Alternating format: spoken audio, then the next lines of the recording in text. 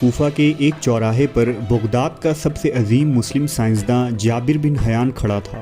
چاروں طرف لوگوں کی کھچا کھچ بھیڑ لگی تھی۔ بھیڑ میں خلیفہ ہارون رشید بھی اپنے سپاہیوں سمیت کھڑے تھے۔ جابر نے مٹی سے 3 چڑیوں کا پتلا تیار کر رکھا تھا۔ اس نے پارا، گندھک اور کچھ محلول کو ملا کر اس پتلے پر انڈیل دیا۔ لوگ بڑے تجسس سے دیکھنے لگے کہ اب کیا ہوگا۔ کچھ دیر بعد ان چڑیوں کے پتلوں سے ایک رنگین بخارات اٹھی اور ہوا میں اڑ گئی۔ جابر کا خیال تھا کہ اس کے اس تجربے سے ان چڑیوں میں جان آ جائے گی، لیکن وہ اس دفعہ بھی اپنے تجربے میں ناکام ہو گیا۔ یہ کون سا علم تھا جس کی مدد سے جابر بن حیان اور دوسرے ماہرین مردوں میں جان ڈالنے اور ہمیشہ جوان ہونے کے راز کی تلاش کر رہے تھے؟ اس تلاش میں ان ماہرین نے کن چیزوں کی دریافت کر لی تھی؟ اور کیا یہ پراسرار علم سچ میں وجود رکھتا تھا یا محض ایک پاگل پن تھا؟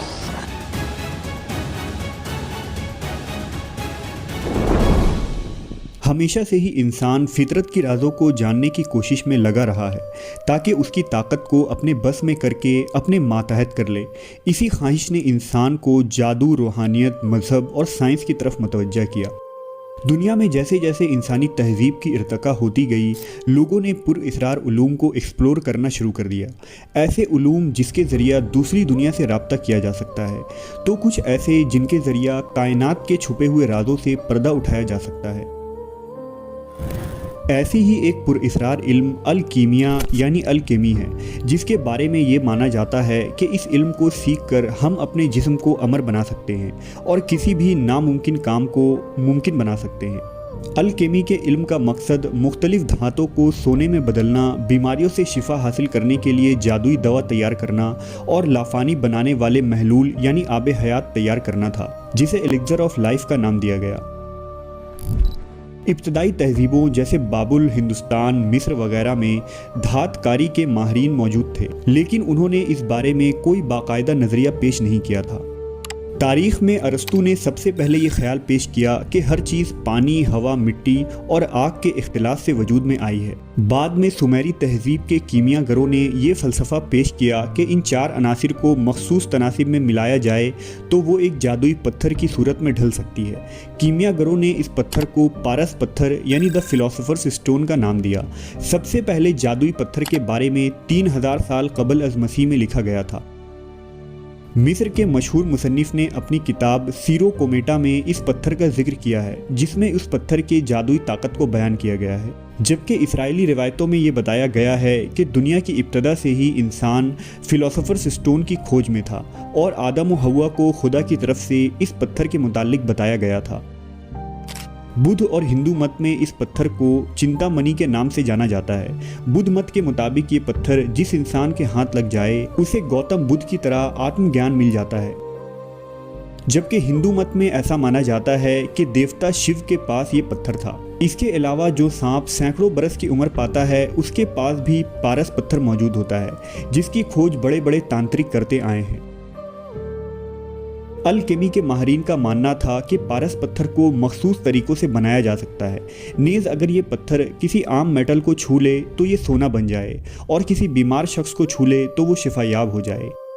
عہد قدیم میں ہندوستان کے مشہور ماہر کیمیا ناگ ارجن کے متعلق کہا جاتا ہے کہ وہ ایک عام میٹل کو سونے میں بدل دیتے تھے، اور وہ اس وقت ہندوستان میں الکیمی کے بانی تھے۔ دراصل قدیم دور میں لوگ سونا بنانے کے دوڑ میں اس لیے نہیں لگے تھے کہ وہ قیمتی تھا، بلکہ اس کی وجہ یہ تھی کہ دراصل سونا ایک ایسا مادہ ہے جس میں قدرت کے تمام عناصر کا پرفیکٹ بیلنس موجود ہوتا ہے، جس کے ذریعہ بڑے بڑے کرشمے کرنا ممکن ہے۔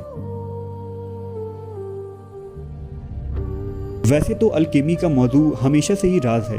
اس علم کا مقصد پرانے کتبوں اور پتھروں میں بند کر دی گئی ہے، لیکن الکیمی صرف عام دھات کو سونے میں بدل دینے کا نام نہیں تھا، بلکہ الکیمی اس سے کئی زیادہ تھی۔ الکیمی کا علم حضرت عیسیٰ علیہ السلام کے زمانے میں خوب زوروں پر تھا۔ دراصل عیسیٰ علیہ السلام اللہ کے حکم سے مردوں کو زندہ کر دیا کرتے تھے، پیدائشی اندھوں کو اللہ کے حکم سے بینائی عطا کرتے تھے، اور کوڑھ میں مبتلا مریض کو ٹھیک کر دیا کرتے۔ عیسیٰ علیہ السلام کے ان معجزات کی خبر روم، یونان اور یروشلم میں پھیلنے میں زیادہ دیر نہ لگی۔ ان تمام معجزات کو جاننے کے فوراً بعد ہی ان علاقوں کے ماہرین اس کھوج میں لگ گئے کہ مسیح ناصری نے یہ کرشمہ آخر کیسے کیا ہے۔ دراصل یہ لوگ عیسیٰ علیہ السلام کے معجزات کے انکاری تھے اور ان کا ماننا تھا کہ یہ کوئی جادو یا ایسا کوئی علم ہے جس کے ذریعہ عیسیٰ علیہ السلام یہ سب کام کرتے ہیں۔ لہٰذا اس علم کو سیکھنے کے لیے یہ لوگ سر توڑ کوششیں کرنے لگے۔ اس علم کو الکیمی کا نام دیا گیا تھا۔ شروعات سے ہی ان کا مقصد ایک ایسی دوا کو حاصل کرنا تھا جسے استعمال کر کے ہر بیماری سے شفا حاصل کیا جا سکے۔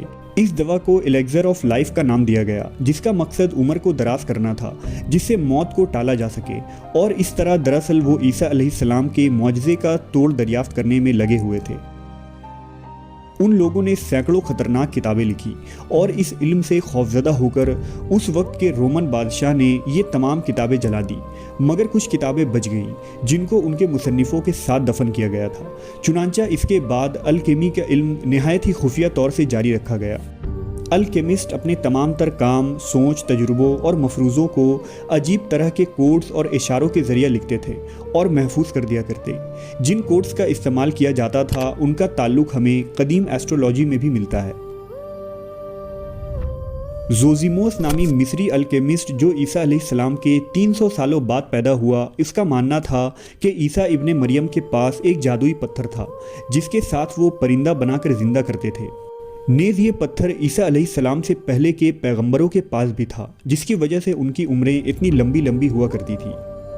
کیمیا گروں نے اسی طرح کے جھوٹے الزامات پیغمبروں پر لگانا شروع کر دیا تھا، جس کا ذکر قرآن مجید میں بھی ملتا ہے۔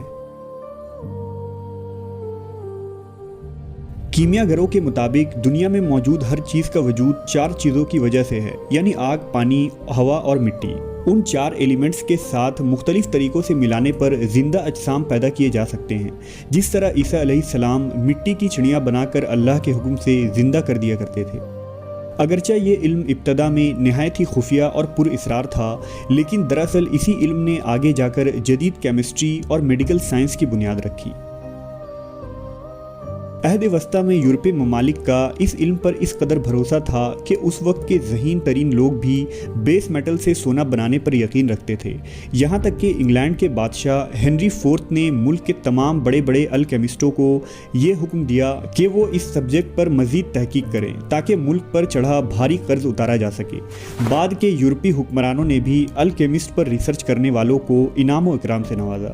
اسی دوران بہت سارے ممالک اس بات کو لے کر پریشان تھے کہ کہیں الکیمسٹ اپنے اس مقصد میں کامیاب نہ ہو جائیں، اس لیے دوسری صدی عیسوی میں چین نے الکیمی کی مدد سے سونا بنانے کو غیر قانونی قرار دیا اور الکیمی پر تحقیق کرنے والے لوگوں کو موت کی سزا کا اعلان کیا گیا۔ غور کرنے والی بات ہے کہ 17ویں صدی کے 2 عظیم سائنسداں آئزیک نیوٹن اور رابرٹ بوائل الکیمی کو لے کر کافی سنجیدہ تھے۔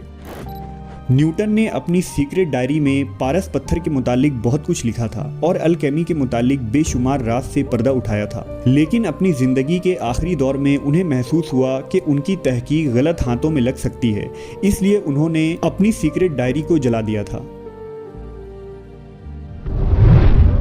الکیمی پر مسلمانوں کے تحقیق اور تجربات کو بھی فراموش نہیں کیا جا سکتا، جس میں ایک بڑا نام جابر بن حیان کا ہے، جنہوں نے یونانی اور مصری الکیمی کے کتابوں کو عربی میں ترجمہ کیا اور الکیمی پر بے شمار تجربات کیے، جس سے جدید کیمسٹری کی بنیاد پڑی۔ آج 21ویں صدی کے اس جدید دور میں بھی الکیمی پر تحقیق کی جاتی ہے، حالانکہ آج کے زیادہ تر الکیمسٹ اب میٹل کو سونے میں بدلنے کی کوشش نہیں کرتے۔ ان کے اس صدیوں پرانے خواب نے شاید کبھی کا دم توڑ دیا ہے۔ آج کے الکیمسٹ ہیلنگ ریمیڈی کھوجنے کی کوشش میں جٹے ہیں۔ وہ ایک ایسی دوا بنانا چاہتے ہیں جو انسان کو ہر بیماری سے آزاد کر دے، جو انسان کو ہمیشہ کے لیے جوان بنائے رکھے۔ الکیمی کی ایک میڈیکل شاخ آج بھی ہمارے درمیان موجود ہے اور اسے اس جدید دور میں بھی بہت سے لوگ استعمال کرتے ہیں، جسے ہومیوپیتھی کہتے ہیں۔ ویسے تو ہومیوپیتھی کو بھی الکیمی کی طرح سیوڈو سائنس مانا جاتا ہے اور میڈیکل سائنس نہیں مانتی کہ اس میں کوئی سچ ہے، لیکن اس کے برعکس لاکھوں لوگوں کا دعویٰ ہے کہ وہ اس سے ٹھیک ہوئے ہیں۔ آج کے سائنسداں الکیمسٹ کو گمراہ اور دقیانوس خیال کے لوگ قرار دیتے ہیں، جنہوں نے ایک ایسا میٹل کھوجنے کا ناممکن خواب دیکھا تھا جو بیس میٹل کو سونے میں بدل سکتا تھا۔ लेकिन साइंटिस्ट ये भी मानते हैं कि बहुत सारी साइंसी दरियाफ्त अल्केमिस्ट की उन्हीं बेतुकी कोशिशों से हो पाई। हमारा इल्म आज भी मुख्तलिफ तरीक़ों से बढ़ रहा है। एटम की दरियाफ्त के बाद ट्रांसमिट्यूशन और रेडियो एक्टिविटी पर खोज नई तहकीक के दरवाजे खोल रहे हैं। तो ऐसा मुमकिन है कि मुस्तकबिल में हमारे पास अल्केमी के मुताल्लिक मज़ीद उलूम मौजूद हों।